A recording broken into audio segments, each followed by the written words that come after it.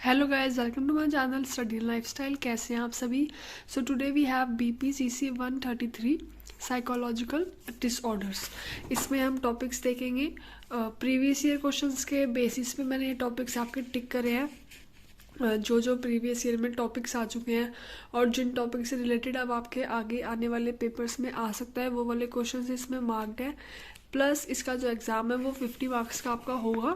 It means 2 hours duration रहेगी और आपके पास 10 मार्क्स और 20 मार्क्स दोनों उसके आपके पास क्वेश्चंस देखने को मिलेंगे।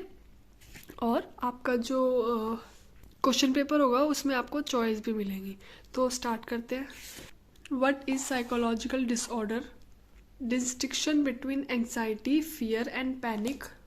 Clinical features of social anxiety disorder, social phobia. इसमें आप लिखेंगे DSM-5 के बारे में। फिर उसकी general characteristics of people with SAD, distinction features between panic and anxiety. उसके बाद casual factors for panic disorder, clinical features of generalized anxiety disorder और उसमें general characteristics of people with GAT, obsessive compulsive disorder और उसमें clinical aspects of OCD, casual factors of OCD। इसमें आपके सारे आ जाएंगे, बायोलॉजिकल, सोशियो कल्चरल और psychological. Unipolar mood disorder and then इसमें ये major depressive mood disorder. Disorganized symptoms ये है स्काइजोफर्निया के। Biological casual factors underlying schizophrenia, illness anxiety order disorder और इसी के कैजुअल फैक्टर्स। क्वेश्चन आएगा what is eating disorder types. तो सबसे पहले आप ईटिंग डिसऑर्डर को एक्सप्लेन करोगे। उसके बाद आपका फर्स्ट है बुलिमिया नर्वोसा। अंदर आपकी very important binge and purge cycle diagram है, तो आप डायग्राम बना देंगे, इट्स गुड फॉर यू।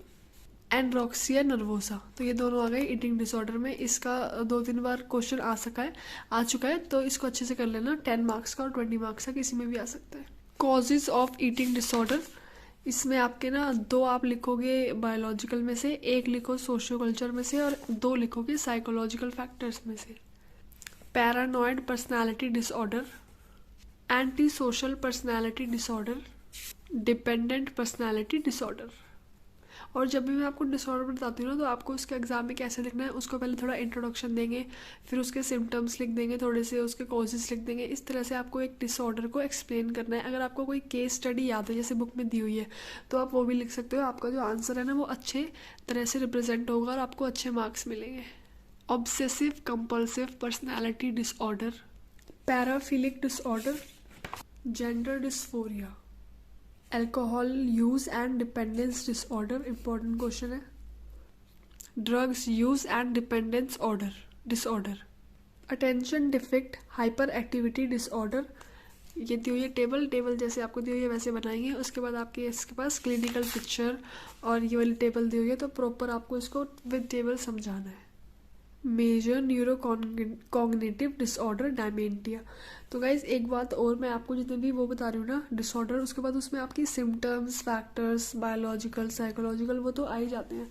उसके बाद आपको क्या होता है, यहाँ पे ना केस स्टडी दी हुई है और इग्नू में जो केस स्टडी होती है ना वो बहुत ज़्यादा हद तक एकदम एक्यूरेट होती है। तो आप वो केस स्टडी पढ़ें, क्योंकि अगर आप साइकोलॉजी पढ़ रहे हैं ना तो उसमें case study is the most important thing.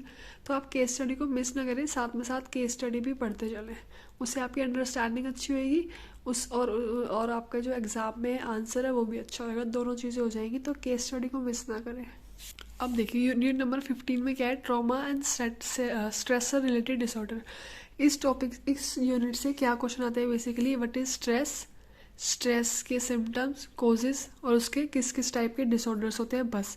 तो पूरी यूनिट में बस आपको क्या करना है, एक स्ट्रेस पढ़ लोगे, कैरेक्टरिस्टिक्स पढ़ लोगे, स्ट्रेस और फिजिकल हेल्थ और मेंटल हेल्थ पे थोड़ा थोड़ा लिख दोगे क्या फ़र्क पड़ता है अगर आपका स्ट्रेस का क्वेश्चन आता है, और आप इसमें टाइप्स लिख दोगे। बस इतना आ जाएगा आपका स्ट्रेस में, ठीक है। और ये आपको अच्छे से एक्सप्लेन करनी है, कैरेक्टरिस्टिक्स, फिजिकल, मेंटल हेल्थ, इसमें आपका व्हाट इज स्ट्रेस और स्ट्रेस के बारे में सब कुछ। तो आपका 20 मार्क्स का क्वेश्चन हो जाएगा। इस यूनिट में से मोस्टली वही आता है, क्योंकि यूनिट स्ट्रेस पे है। तो साइकोलॉजी आपने फर्स्ट ईयर सेकेंड ईयर में पढ़ी होगी, तो स्ट्रेस को इतना अच्छे से एक्सप्लेन करना तो आपको आ ही क्या होगा कि आप 20 मार्क्स का लिख लें। तो ये थी आपकी BPCC 133 psychological disorders. Okay guys, ये इंपॉर्टेंट क्वेश्चंस थे, प्रीवियस ईयर क्वेश्चंस थे, तो आपके मोस्ट प्रोबेबल यही क्वेश्चंस आएंगे, इनको अच्छे से करके जाना। Okay guys, bye, like share and subscribe my channel.